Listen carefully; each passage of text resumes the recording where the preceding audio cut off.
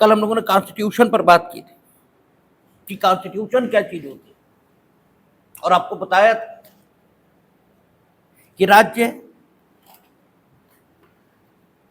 इस रूप में रहना मनुष्य की जरूरत है। प्राकृतिक अवस्था मनुष्य नहीं रह सकता, उसके न रहने के बहुत सारे कारण हैं जो आपने ज्यूरिस्प्रूडेंस में देखे थे कि मनुष्य प्राकृतिक अवस्था में नहीं रह पा रहा क्योंकि उसे शांति की तलाश है।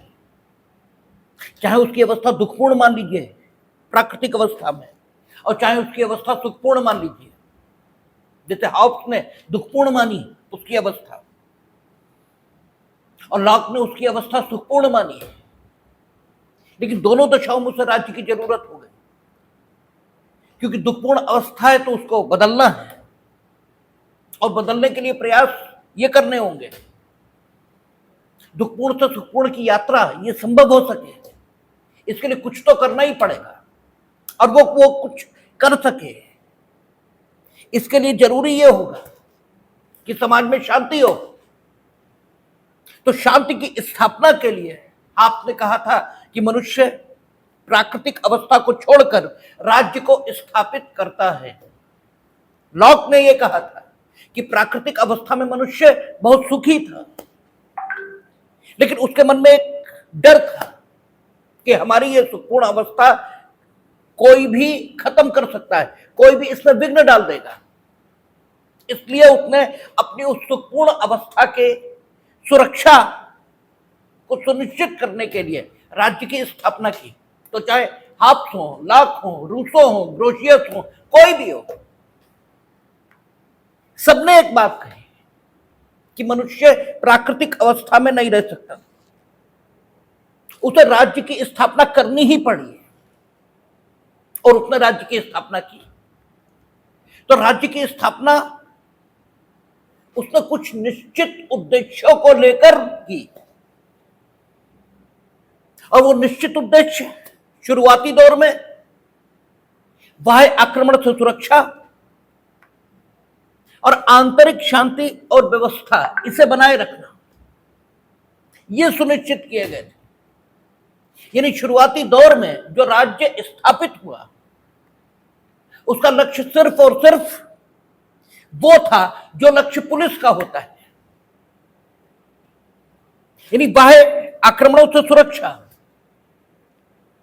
और आंतरिक व्यवस्था को बनाए रखना। इसलिए प्रारंभिक राज्य को जो नाम दिया गया था वो नाम क्या था? Police state. कालांतर में जैसे जैसे समय बीता राज्य के कामों में बढ़ोतरी हुई, और राज्य के कामों में बढ़ोतरी हुई इस कारण से राज्य को अपने कामों को करने के लिए अंगों की जरूरत हुई।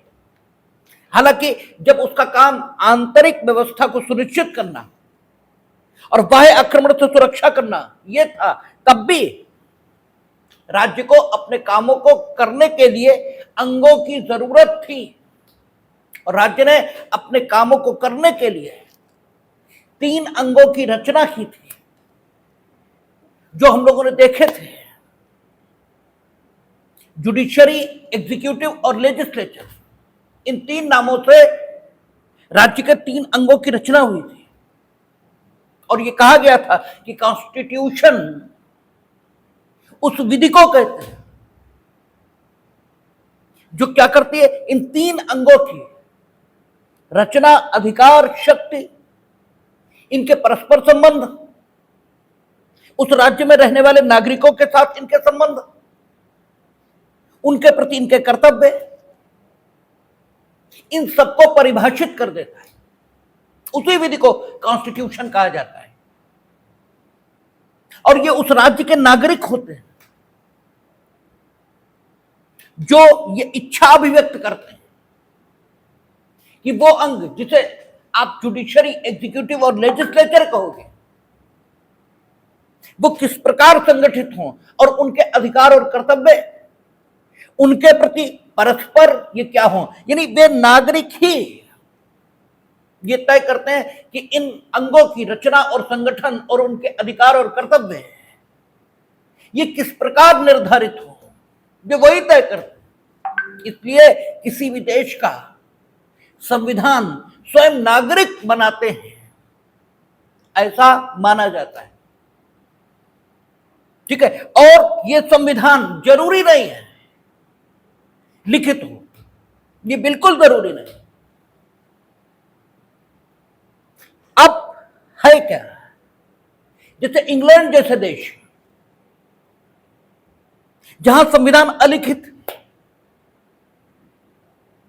लेकिन वहां संविधान नहीं है, ये बात नहीं है। संविधान अलिखित, संविधान लिखित नहीं है, ये ठीक है, लेकिन संविधान नहीं, ये नहीं कह सकते आप। वहां के नागरिकों की कुछ इच्छा है कि देश का शासन इस प्रकार चलना चाहिए, और नागरिकों की वो इच्छा जिसके मुताबिक वो देश का शासन चलाना चाहते हैं, वही ब्रिटेन का संविधान है। और चूंकि ब्रिटेन में नागरिकों की प्रतिनिधि संस्था संसद है, वो प्रतिनिधि संस्था है, और संविधान अलिखित है, तो वो रिप्रेजेंटेटिव हैं लोगों के। इसलिए ब्रिटेन में माना यह जाता है कि संसद जो चाहे सो कर सकती है, वहां सोवरेनिटी ऑफ द पार्लियामेंट है, वहां संसद की सर्वोच्चता है, क्योंकि संविधान अलिखित है, संविधान लिखा हुआ नहीं है। लेकिन लिखित संविधान न होने के कारण आप ये बिल्कुल नहीं मानेंगे कि वहां संविधान नहीं है। संविधान तो है, क्योंकि संविधान का मतलब क्या है, लोगों की इच्छा। जिस इच्छा के मुताबिक वो देश का शासन संचालित करना चाहते हैं, और देश का शासन संचालित 3 अंगों की रचना से होगा, तो वे 3 अंग देश के नागरिकों की इच्छा के मुताबिक बनेंगे, और उनके कार्य और शक्तियां ये भी देश के नागरिकों की इच्छा के मुताबिक होगी। ये इच्छा नागरिकों की लिखित रूप में अभिव्यक्त हो सकती है, और ये इच्छा नागरिकों की अलिखित ये रह सकती है। एक बार ये लिखित रूप में अभिव्यक्त हो गई, अब वो इच्छा जो लिखित रूप में अभिव्यक्त है वो सर्वोच्च हो गई, क्योंकि वो नागरिकों की इच्छा है। इसलिए लिखित संविधानों वाले देश में संविधान सर्वोच्च होता है, क्योंकि वो नागरिकों की इच्छा है जिसे लिखित किया गया है। यही हमारी उद्देशिका में लिखा है। हम भारत के लोग इस संविधान को अधिनियमित और आत्मार्पित करते हैं, क्योंकि वो नागरिकों की लिखित इच्छा है। अब जब लिखित हो गई तो वो इच्छा कैसी हो गई, सोवरन हो गई, संप्रभु हो गई। वहां इच्छा अलिखित है, लेकिन इच्छा है, और उस इच्छा को अभिव्यक्त करने वाले या उस इच्छा के न्यासी इंग्लैंड की संसद है। इसलिए इंग्लैंड में संसद जो चाहे सो कानून बना सकते हैं, वो जो चाहे सो कर सकते हैं। लेकिन हमारे देश में नागरिकों की ये इच्छा लिखित रूप में मौजूद है, और चूंकि ये लिखित रूप में मौजूद है, इसलिए हमारे देश में संसदीय सर्वोच्चता नहीं है। संसद जो चाहे वो नहीं कर सकती, क्योंकि नागरिकों की इच्छा लिखित रूप में अभिव्यक्त हो गई, और वो इच्छा ये बता रही है कि देश का शासन किस प्रकार चलेगा। तो आप सिर्फ उसी प्रकार से चलाएंगे। इसलिए हमारे देश में संसद जो चाहे सो नहीं कर सकती। हालांकि देश का पढ़ा लिखा वर्ग भी यह मानता है कि हमारे देश में भी संसद जो चाहे सो कर सकती है, बिल्कुल नहीं कर सकती। उसका कारण ही है कि हमारे देश में संविधान लिखित रूप में मौजूद है, और संविधान का मतलब हुआ नागरिकों की इच्छा। ब्रिटेन में अलिखित मौजूद है। कोई भी देश ऐसा नहीं हो सकता जिसमें संविधान न हो। संविधान का होना और संविधान का लिखित होना दो अलग अलग बातें हैं। दिक्कत यह है कि आप लोग चीजों को मिला देते हैं। जैसे रूल ऑफ लॉ एक कॉन्सेप्ट है। रूल ऑफ लॉ, इसका मतलब उच्चतम न्यायालय ने मेनका गांधी के केस में स्पष्ट किया है। रूल ऑफ लॉ का मतलब यह नहीं है कानून के मुताबिक शासन। नो, यह नहीं है रूल ऑफ लॉ का मतलब। मेनका गांधी में उन्होंने कहा कि rule of law must prevail and law must be just, fair and reasonable. Rule of law, rule of law का मतलब कानून का शासन नहीं है, क्योंकि कानून स्वयं में गलत हो सकता है। भारत के संविधान में आप देखें, भारत के संविधान में कानून बनाने की एक प्रक्रिया दी गई है। विधायी प्रक्रिया हम लोग पढ़ेंगे, ठीक है। इसके बाद लेजिस्लेचर वही पढ़नी है हमें। उसके बाद एग्जीक्यूटिव, फिर जुडिशियरी, फिर फंडामेंटल राइट, फिर इमरजेंसी प्रोविजन। इस ढंग से हम लोग संविधान में प्रवेश करेंगे। यह हमारा पढ़ने का तरीका होगा। कॉन्स्टिट्यूशन धीमे धीमे जैसे जैसे हम लोग आगे बढ़ेंगे, तो सबसे पहले हम लोग इंट्रोडक्टरी कॉन्स्टिट्यूशन के बारे में बात कर रहे हैं, और जो विभिन्न शब्द प्रचलन में रहते हैं उन शब्दों के एक्चुअल मीनिंग क्या है, इन्हें जानने की कोशिश कर रहे हैं, क्योंकि वे शब्द प्रचलन में हैं। और आपको ऐसा लगता है कि आपको उनके अर्थ मालूम है, जबकि आपको उनके अर्थों के संबंध में बिल्कुल मिसकॉन्सेप्शन है। आपको उनके अर्थ बिल्कुल नहीं मालूम। और सबसे बड़ी जो अफसोसनाक बात है कि समाज में बहुसंख्यक वर्ग को उनके अर्थ नहीं मालूम है, और बहुसंख्यक वर्ग को यह लगता है कि उन्हें उस वाक्यांश के अर्थ मालूम है। और इसलिए समाज में जब अगर आप ठीक बात भी कहो तो आपकी स्थिति ऐसी ही होती है, जैसे बताते हैं कि एक राज्य में एक कुएं का पानी पीकर जनता पागल हो गई, और चूंकि राजा अलग कुएं का पानी पीता था, तो राजा और मंत्री दो ही ठीक थे, और जनता क्योंकि सब पागल हैं, तो उन्हें राजा और मंत्री पागल नजर आ रहे हैं, और वो कह रहे कि राजा पागल है, इसे हटाओ। राजा उन्हें ठीक बात समझा रहा है, उनकी समझ में कुछ नहीं आ रहा, और चूंकि बहुमत में वे हैं, इसलिए राजा विवश है। और उसने मंत्री से पूछा अब क्या करें, तो उन्होंने कहा अब तो रास्ता एक ही है, आप भी उसी कुएं का पानी पी लो।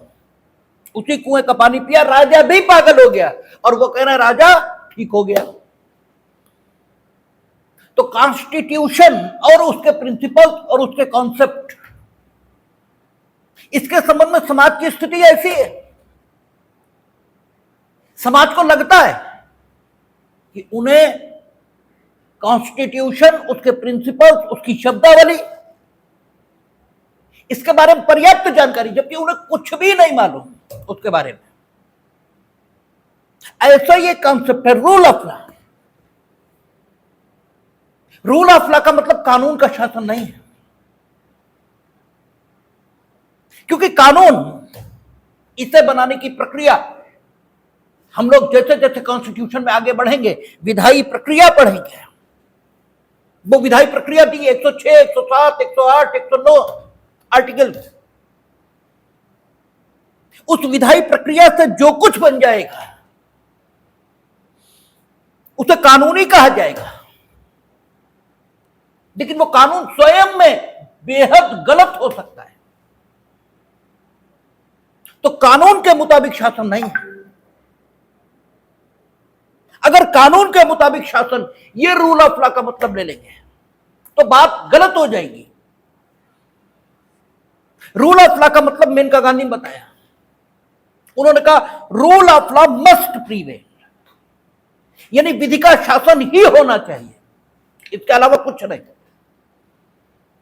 लेकिन विधि क्या, कौन सी विधि का शासन होना चाहिए? तो कहा law must be just, fair और रीजनेबल।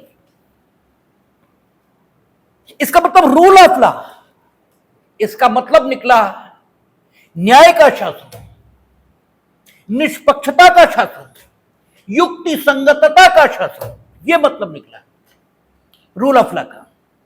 न्याय का शासन, युक्ति का शासन और निष्पक्षता का शासन। क्या कहा? Rule of law must prevail and law must be just, fair and reasonable. यानी वो कानून जो जस्ट नहीं है, जो फेयर नहीं है, जो रीजनेबल नहीं है, उसके मुताबिक शासन चले भी तो भी रूल ऑफ लॉ नहीं है। ठीक है, मस्ट शब्द का प्रयोग किया। और जो अंग्रेजी के जानकार हैं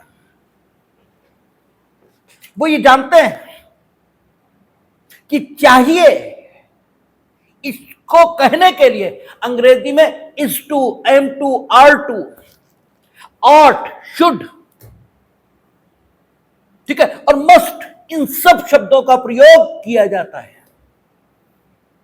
लेकिन मस्ट यह शब्द तभी प्रयुक्त होता है जब कथनकर्ता जो कथन कर रहा है वो मैन ऑफ अथॉरिटी हो, पहली चीज। और मैन ऑफ अथॉरिटी के रूप में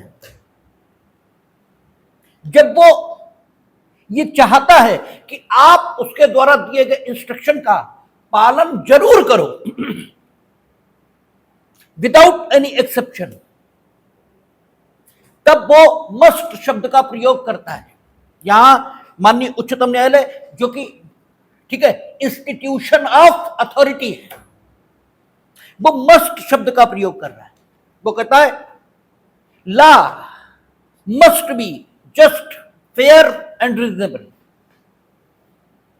यानी वो कानून जो जस्ट नहीं है, जो फेयर नहीं है, जो रीजनेबल नहीं है, वो कानून अगर शासन में एक प्रमुख तत्व भी है, अर्थात शासन उसके मुताबिक भी चल रहा है, तो भी नहीं कहा जा सकता कि रूल ऑफ लॉ है।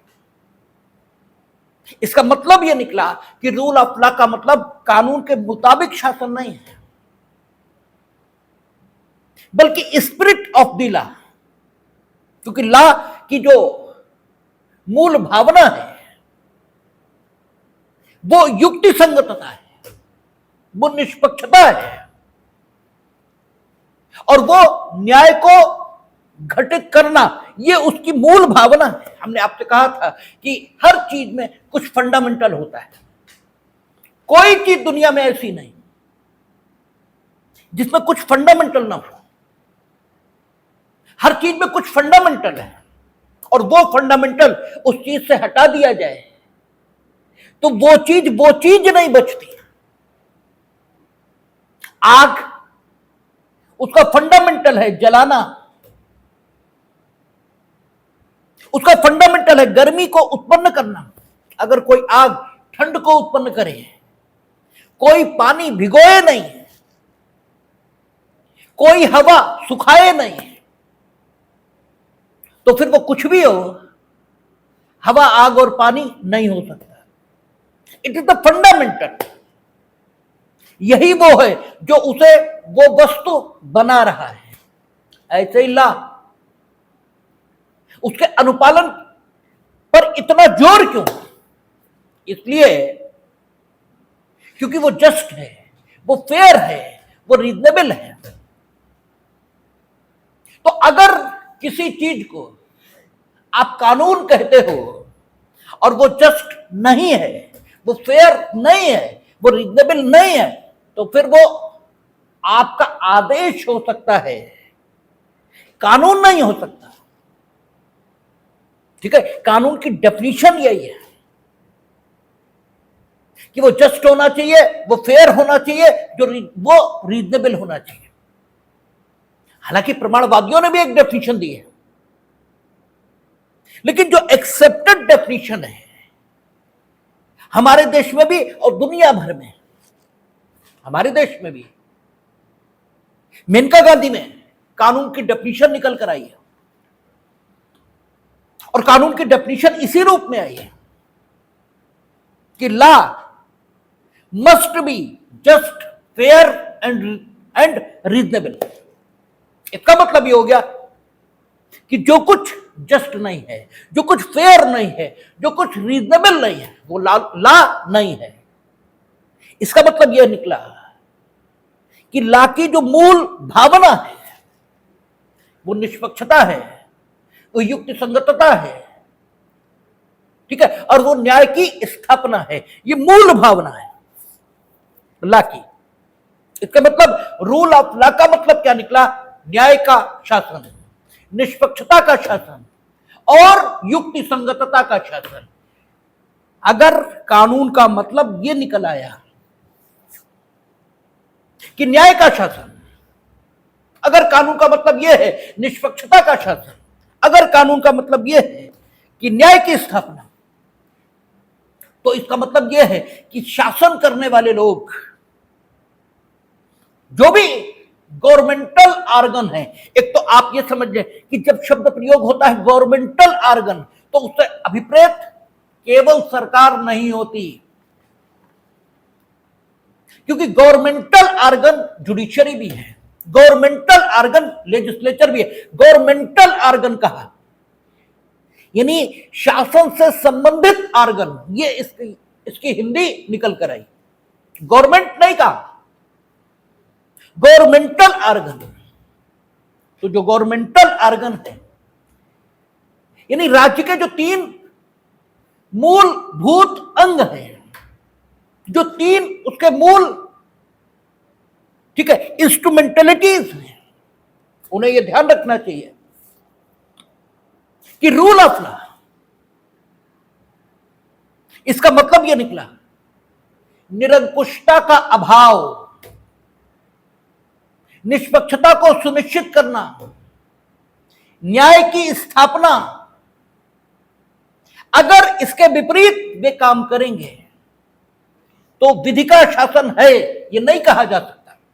इसलिए माननीय उच्चतम न्यायालय ने रूल ऑफ लॉ को जो अर्थ दिया है वो ये कहा कि रूल ऑफ लॉ का कोई निश्चित अर्थ नहीं है, कोई निश्चित अर्थ नहीं। रूल ऑफ लॉ का मतलब सिर्फ इतना कि शासन की वो पद्धति है जो न्याय को स्थापित करे, जो निष्पक्षता को स्थापित करे, जो युक्ति संगतता के साथ देश का शासन चलाने में सहयोग करे।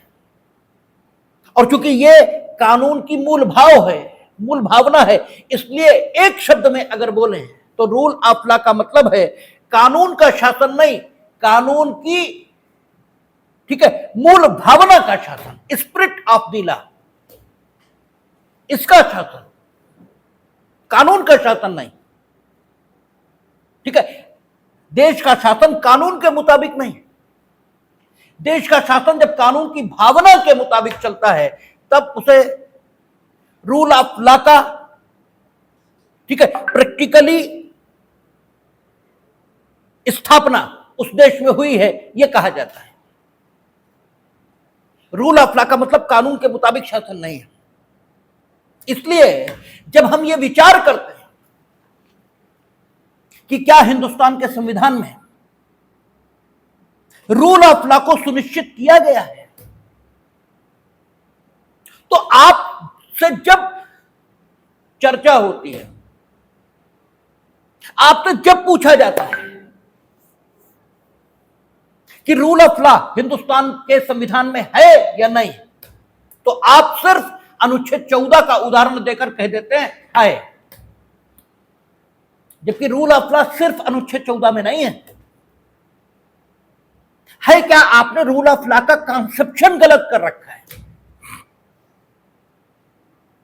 आपने अनुच्छेद 14 पढ़ रखा है कि विधि के समक्ष क्षमता होनी चाहिए और विधि का समान संरक्षण सबको उपलब्ध होना चाहिए। आप इसे ही कानून का शासन मानना, और इसलिए आप बड़ी आसानी से कह देते हैं कि रूल ऑफ लॉ हिंदुस्तान के संविधान में है। आपसे पूछा जाता है जरा अपनी बात को सिद्ध करिए कि रूल ऑफ लॉ हिंदुस्तान के संविधान में है, और आप फट से अनुच्छेद 14 कह देते हैं। सिर्फ अनुच्छेद 14 नहीं है जो रूल ऑफ लॉ को सुनिश्चित करता हो, हर वो अनुच्छेद जो निरंकुशता को समाप्त करता है, हर वो अनुच्छेद जो युक्ति संगतता को स्थापित करता है, हर वो अनुच्छेद जो निष्पक्षता को सुनिश्चित करता है, वो सब रूल ऑफ लॉ को सुनिश्चित करने वाले प्रावधान हैं। इसलिए है विधायिका का संगठन लोकतंत्र की पद्धति से चुनावों के माध्यम से होगा, यह भी रूल ऑफ लॉ को सुनिश्चित करने वाला प्रावधान है। क्योंकि आप में कौन से सुरखाव पेपर लगे कि आप लेजिस्लेचर के मेंबर होंगे, हम नहीं होंगे, और हम में कौन से सुरखाव पेपर लगे कि हम ही होंगे, ये नहीं होंगे। इसलिए ये बात कहना कि पढ़े लिखों को चुनाव लड़ने का अधिकार होना चाहिए, ये रूल ऑफ लॉ के खिलाफ है। ये रूल ऑफ लॉ नहीं है। अगर वो पढ़ा लिखा नहीं, उसमें उसकी गलती है, तो राज्य के संसाधनों की कमी हो सकती है। और जब आपने सोशल वेलफेयर स्टेट स्थापित किया, तो अगर कोई अनपढ़ है, क्योंकि शिक्षा देने की जिम्मेदारी आपने खुद ली है, तो कोई अनपढ़ है तो उसे सजा देंगे आप कैसे कह सकते हैं? ये बात है क्या? समाज उल्टी दिशा में जा रहा है। समाज को संवैधानिक जो प्रावधान है उनके अर्थ मालूम है, न उनकी भाषा का कोई मूल्य है उनके लिए। उन्होंने तो अपने ही हिसाब से समझ रखी हैं सारी बातें, और दुर्भाग्य ये कि वे अपनी समझ को ठीक मानते हैं। एक और गड़बड़ आप करते हैं, जैसे ही आपसे रूल ऑफ लॉ पूछा जाता है, आप डायसी का नाम लेना शुरू कर देते हैं। डायसी इंग्लैंड में पैदा हुए, उन्होंने अध्ययन किया है, और उन्होंने अध्ययन के माध्यम से यह पाया है कि इंग्लैंड में रूल ऑफ लॉ है, क्योंकि यह उनका निष्कर्ष है, क्योंकि रूल ऑफ लॉ 3 चीजों को सुनिश्चित करना चाहता है। यह डायसी का निष्कर्ष है कि इंग्लैंड में रूल ऑफ लॉ है। हमने कहा ना, संविधान के बिना कोई देश नहीं हो सकता। संविधान तो होगा ही होगा, वो लिखित है वो अलिखित है, इससे क्या मतलब, लेकिन संविधान तो होना ही होना है। तो डायसी ये कहते हैं कि ब्रिटेन में कॉन्स्टिट्यूशन का पालन हो रहा है, और कॉन्स्टिट्यूशन के पालन के कारण रूल ऑफ लॉ को सुनिश्चित किया गया है। This is the conclusion of Dicey. Dicey ने जो अध्ययन किया, जो शोध किया है, उसका यह निष्कर्ष है। और ब्रिटेन में रूल ऑफ लॉ है क्योंकि जब उनसे पूछा गया भाई प्रमाण दीजिए, आप कहते हो इंग्लैंड में कॉन्स्टिट्यूशन का पालन हो रहा है और रूल ऑफ लॉ है, ठीक है ना, इसका प्रमाण दीजिए कि आपकी बात सही कैसे। तो डायसी ने 3 प्रमाण दिए। डायसी ने कहा पहली चीज कि ब्रिटेन में सरकार किसी को अपनी इच्छा से दंडित नहीं कर सकती, निरंकुशता का शासन नहीं है, ठीक है, युक्ति संगतता का शासन है, व्यक्ति के कार्यों का मूल्यांकन होगा, व्यक्ति के कार्यों का मूल्यांकन होगा। आर्बिट्रेरीनेस, निरंकुशता का अभाव है। विभिन्न उदाहरणों से उन्होंने साबित किया कि निरंकुशता का अभाव है, सरकार किसी को भी अपनी इच्छा से दंडित नहीं कर सकती, इसलिए रूल ऑफ लॉ है, इसलिए रूल ऑफ लॉ है, क्योंकि अपनी इच्छा दंडित करे तो निष्पक्षता, युक्ति संगतता, न्याय ये नहीं कहा जा सकता, ठीक है ना, अपनी इच्छा से दंडित नहीं कर सकती, बल्कि वो जो कर रहा है उसे एक निष्पक्ष न्यायालय के समक्ष मूल्यांकित किया जाएगा और यदि गलत पाया गया तो दंडित होगा, इसलिए रूल ऑफ लॉ है, ठीक है ना। उन्होंने पहला जो तर्क दिया है वो ये दिया कि इंग्लैंड में चूंकि देश के प्रशासन में निरंकुशता का अभाव है, देश के प्रशासन के संचालन में निरंकुशता का अभाव है, न्याय की स्थापना की गई है, युक्ति संगतता के साथ शासन चलाया जा रहा है, इसलिए रूल ऑफ लॉ है, ठीक है ना, आर्बिट्रेरीनेस का अभाव है। दूसरा जो तर्क उन्होंने दिया है वो तर्क यह है कि वहां इक्वलिटी बिफोर लॉ है, इसलिए रूल ऑफ लॉ है, क्योंकि वहां अगर कोई भी कानून तोड़ेगा तो no one is above the law, कोई कानून से ऊपर नहीं है, सबको सामान्य न्यायालयों के समक्ष उपस्थित होना पड़ेगा और सामान्य जज न्याय प्रशासित करेंगे, इसलिए रूल ऑफ लॉ है, ठीक है ना। तीसरा जो तर्क उन्होंने दिया है वो तीसरा तर्क यह है कि इंग्लैंड में रूल ऑफ लॉ है क्योंकि इंग्लैंड में व्यक्तियों को कुछ अधिकार हैं, ठीक है ना, व्यक्तियों को कुछ अधिकार है।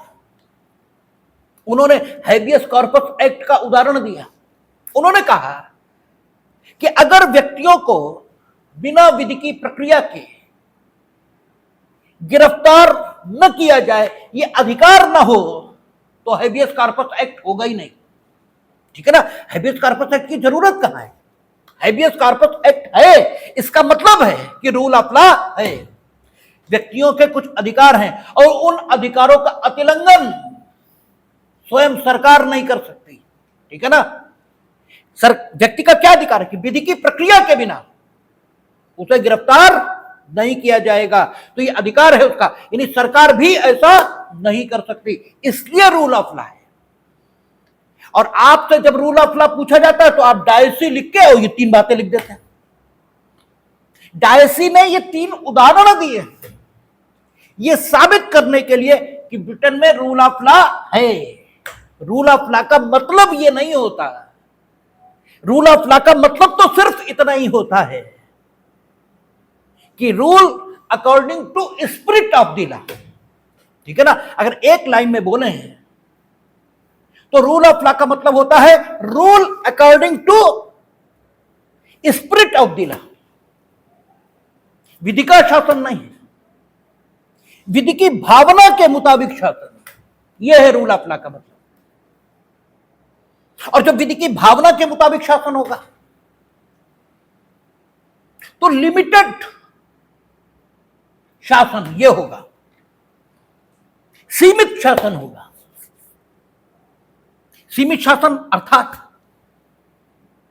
विधि की भावना जो कह रही है आप सिर्फ वही कर पाएंगे, उससे अधिक कुछ भी नहीं कर पाएंगे, ठीक है। इसका मतलब निरंकुशता का अभाव आ गया, आप जो चाहें सो नहीं कर सकते। इसका मतलब रूल ऑफ लॉ क्या सुनिश्चित करता है? Limited government. लिमिटेड गवर्नमेंट ये रूल ऑफ लॉ सुनिश्चित करता है। इसलिए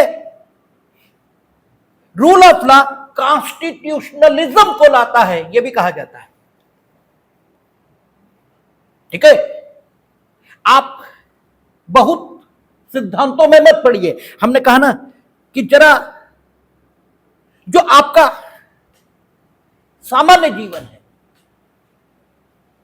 वहां से बात शुरू करिए। आप ये कहते हैं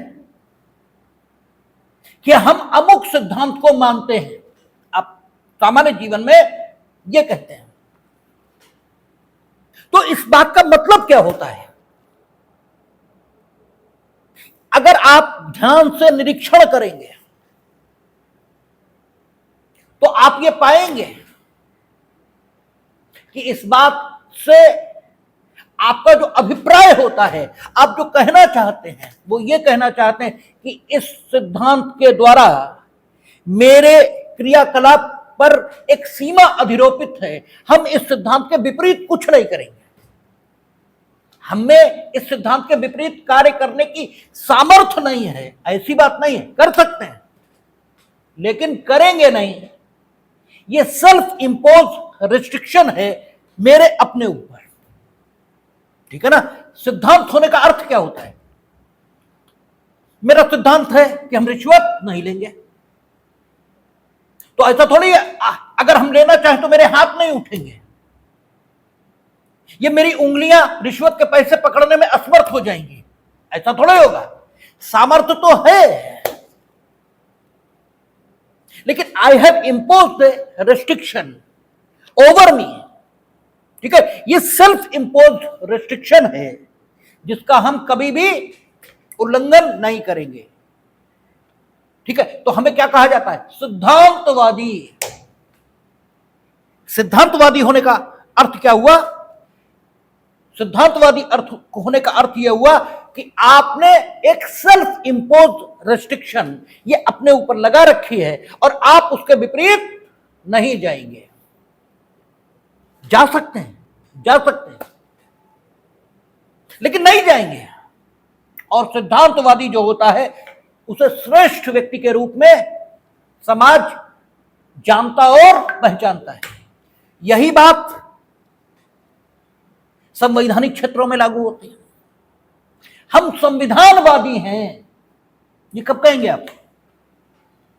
जब संविधान द्वारा लगाई गई जो सीमाएं हैं उनके बाहर जाकर आप काम नहीं करेंगे, तभी तो कहे जाएंगे। फिर ये फेसबुक ये बेवकूफ जो ये बात किया करते हैं कि आमिर अजमल कसाब को तो ऐसे लटका देना चाहिए था बिना कोई ट्रायल चलाए। कैसे लटका सकते हैं? जब हम संविधानवादी खुद को कहते हैं, हम कहते हैं कि कॉन्स्टिट्यूशन ही नहीं है हमारे पास, कॉन्स्टिट्यूशनलिज्म भी है। और अगर आप सिर्फ ये कहें कि मेरे पास सिद्धांत है और सिद्धांत का प्रभाव आपके जीवन पर न दिखाई दे, तो फिर आपको क्या कहा जाएगा? सिद्धांतवादी नहीं, फिर आपके लिए शब्द आएगा आप पाखंडी हैं। क्या कहा जाता है? आप पाखंडी हैं, यह बोला जाता है जब व्यक्ति शब्दों में सिद्धांत की बात करे और जब करने की नौबत आए तो सिद्धांत का पालन न करे, तो व्यक्ति को क्या कहते हो? पाखंडी। ये शब्द उपयोग करते हैं आप।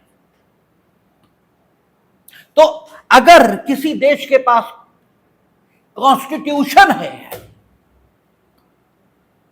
लेकिन कॉन्स्टिट्यूशनलिज्म उस देश में दिखाई नहीं देता, तो फिर वो देश पाखंडी है, वो देश संविधानवादी नहीं है। इसका मतलब कॉन्स्टिट्यूशन होना अलग बात है और कॉन्स्टिट्यूशनलिज्म होना ये दूसरी बात है। जैसे सिद्धांत होना अलग बात है, सिद्धांतवादी होना ये दूसरी बात है। तो कॉन्स्टिट्यूशन और कॉन्स्टिट्यूशनलिज्म दो डिफरेंट कॉन्सेप्ट हुए। ठीक है, कॉन्स्टिट्यूशन क्या होता है?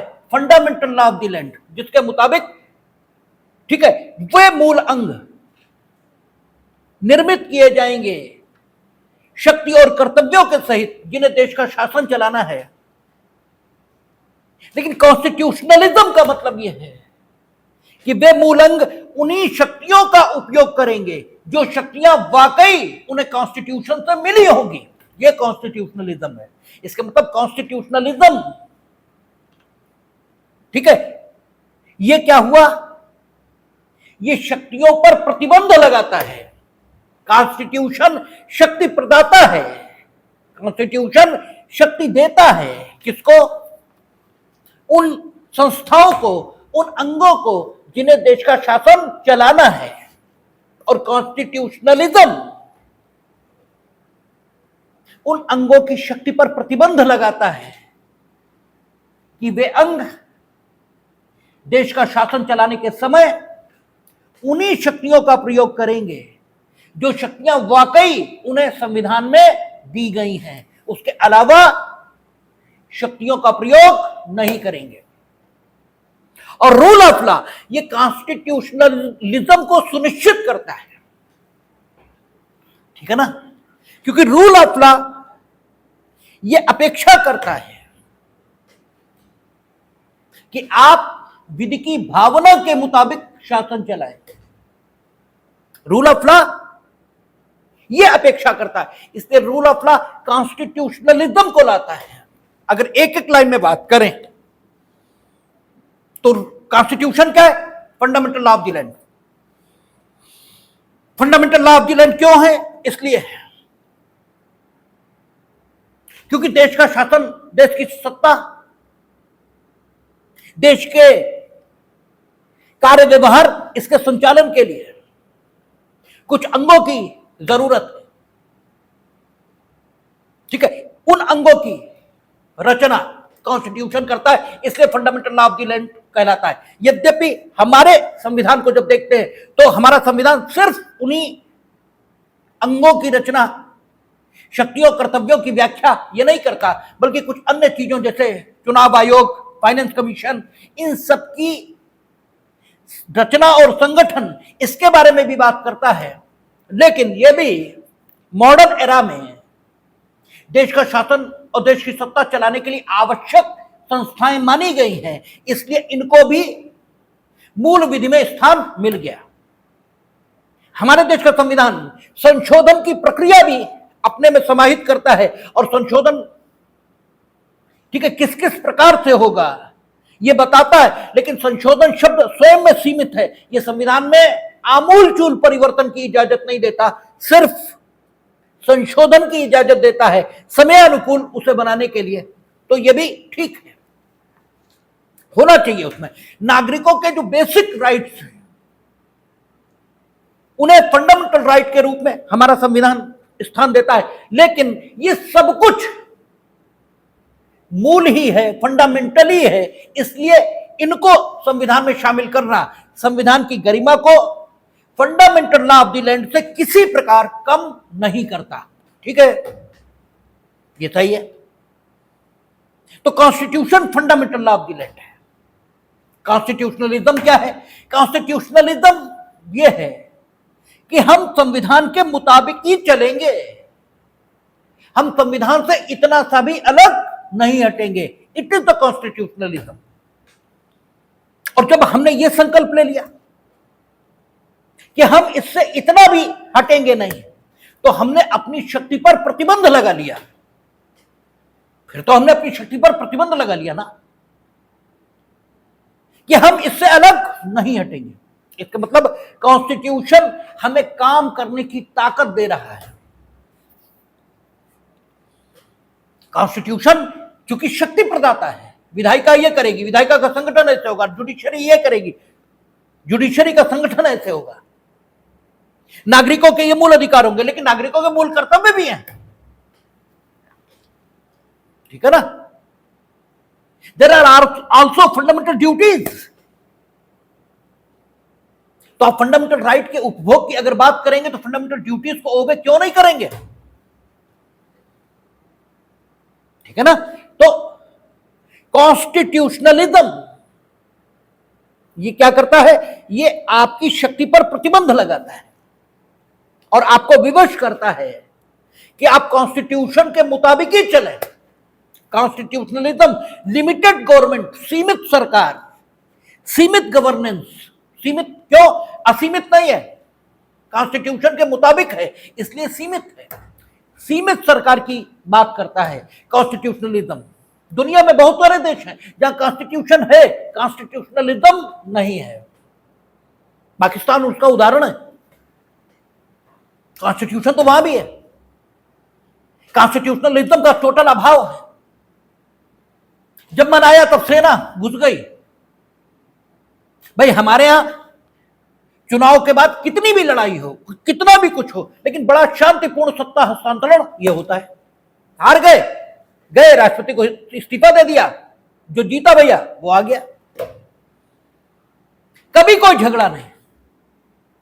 ठीक है, चुनाव में हम अपनी बात कहेंगे, आप अपनी कहो, जो जीत जाएगा।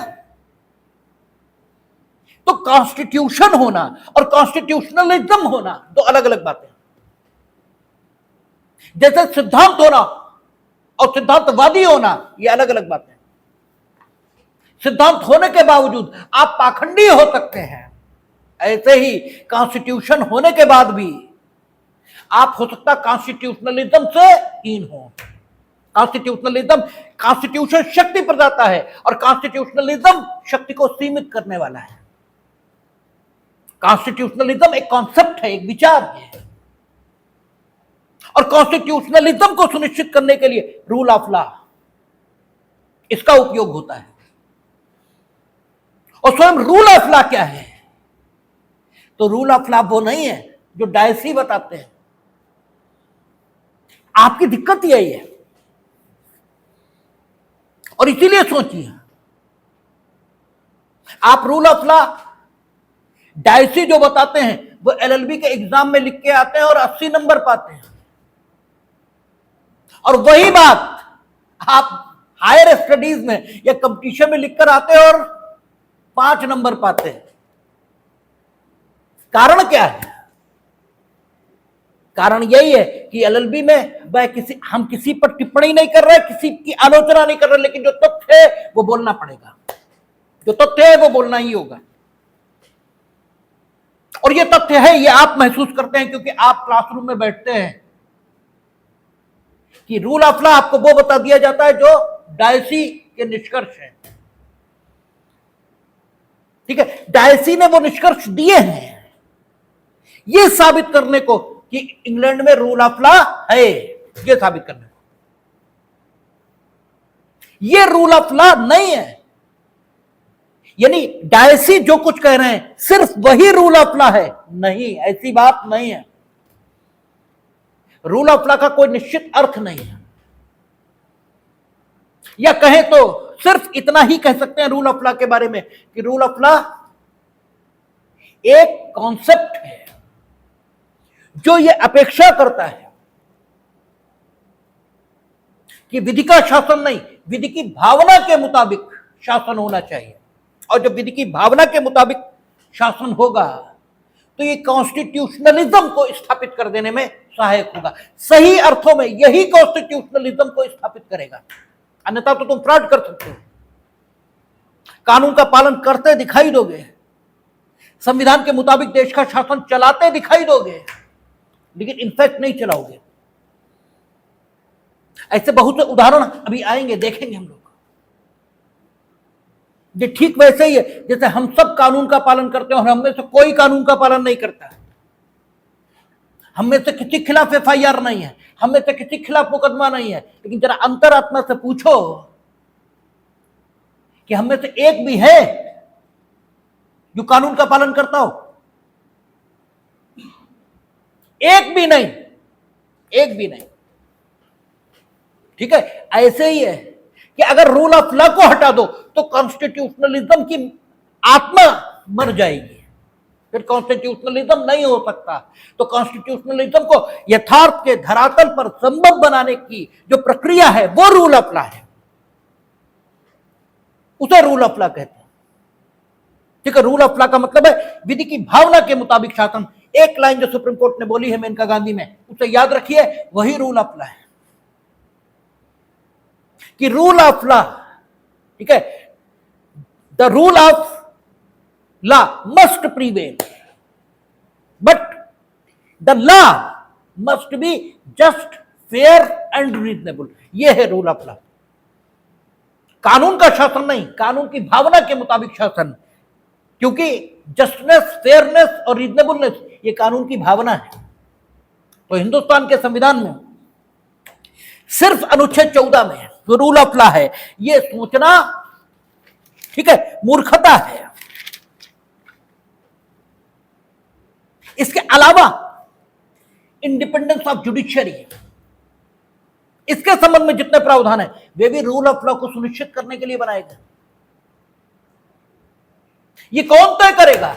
अगर इंडिपेंडेंस ऑफ द जुडिशियरी नहीं होगी, ये कौन तय करेगा कि whatever the governmental organs has been, ठीक है, has done that was according to spirit of the law?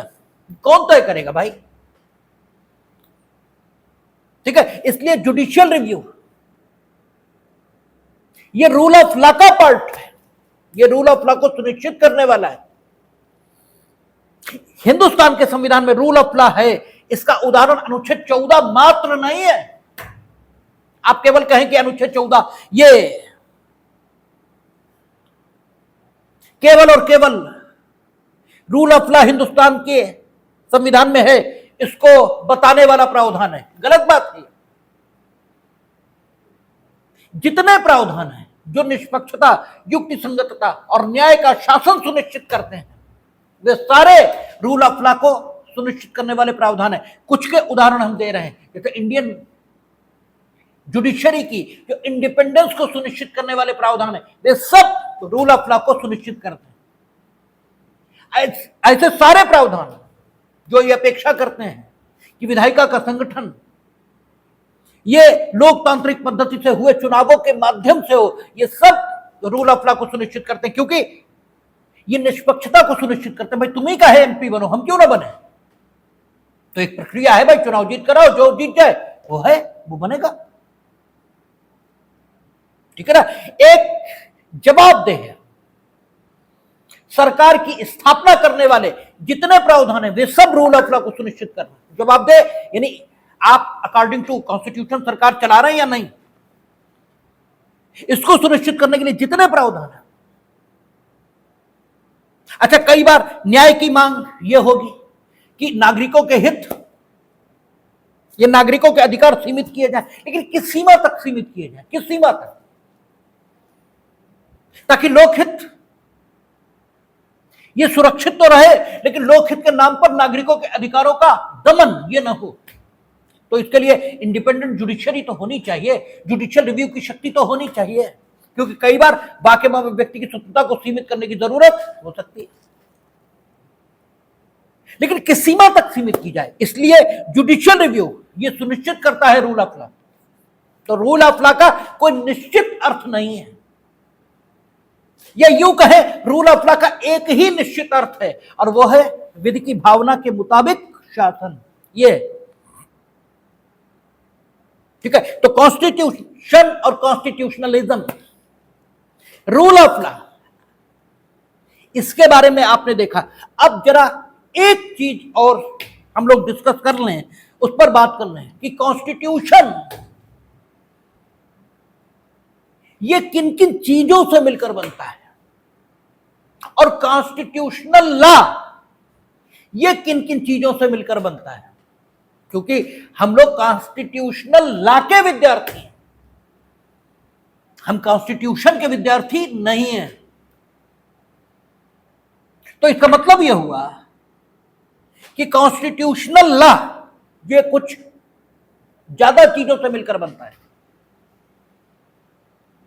Constitution का मतलब होता है bare test of the constitution. जो कॉन्स्टिट्यूशन का बेयर आप लिए हो ये कॉन्स्टिट्यूशन है, और जो किताब लिए हो ये कॉन्स्टिट्यूशनल लॉ है। कॉन्स्टिट्यूशनल लॉ में वे सारी अथॉरिटीज जो न्यायालयों ने कॉन्स्टिट्यूशन के शब्द और उनके अर्थ बताते हुए, ठीक है, दी हैं, वे सारी अथॉरिटीज अर्थात वे सारे केस लॉ ये कॉन्स्टिट्यूशनल लॉ में शामिल होते हैं। कॉन्स्टिट्यूशनल लॉ में, क्योंकि है क्या, कॉन्स्टिट्यूशन में प्रयुक्त शब्द इसका अर्थ क्या है, ये तो सुप्रीम कोर्ट ही बताएगा, ये तो हाई कोर्ट ही बताएगा। इसीलिए इंग्लैंड के जज हुए ह्यूजेस, ठीक है, और आपका एक अन्य जज हुए, उन्होंने कहा कि कॉन्स्टिट्यूशनलिज्म क्या है, ठीक है, तो उन्होंने कहा doctrine of judicial review in action, ये है कॉन्स्टिट्यूशनलिज्म क्या है, the doctrine of judicial review in action, यानी जुडिशियल न्यायिक पुनरीक्षण का जो सिद्धांत है वो कार्य रूप में यह तय कर रहा है कि आपके काम संविधान के अनुरूप है या नहीं है, इसी को कॉन्स्टिट्यूशनलिज्म कहते हैं। और कॉन्स्टिट्यूशन के शब्दों के अर्थ इस प्रक्रिया में बताए जाते हैं, क्योंकि अर्थ बताए बिना आप ये तय नहीं कर सकते कि इनका काम कॉन्स्टिट्यूशन के मुताबिक है या स्पिरिट ऑफ द कॉन्स्टिट्यूशन के मुताबिक है या नहीं, ठीक है ना। तो कॉन्स्टिट्यूशन के शब्दों के अर्थ बताने के लिए और कॉन्स्टिट्यूशनलिज्म के अकॉर्डिंग आपके काम है या नहीं है, इसको तय करने के लिए जो अथॉरिटीज विभिन्न न्यायालयों के द्वारा पारित की जाती हैं, वे सब, ठीक है, कॉन्स्टिट्यूशनल लॉ का पार्ट बन जाती हैं। इसलिए हम सिर्फ कॉन्स्टिट्यूशन नहीं पढ़ते, हम कॉन्स्टिट्यूशनल लॉ पढ़ते हैं। इसके अलावा कॉन्स्टिट्यूशनल लॉ, इसमें वे परंपराएं, वे कन्वेंशंस, कन्वेंशंस का मतलब होता है परंपराएं,